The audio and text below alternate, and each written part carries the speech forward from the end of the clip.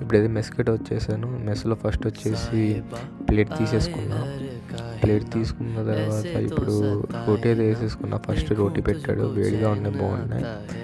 Next వచ్చేసి గొట్టాలు పెట్టాడు.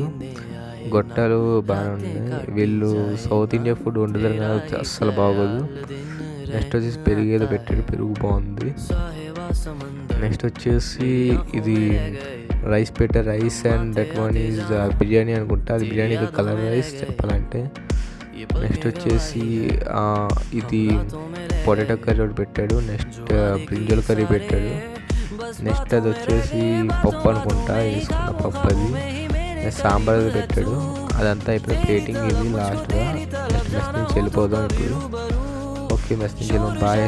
Subscribe to my channel, like, subscribe, please support me, share.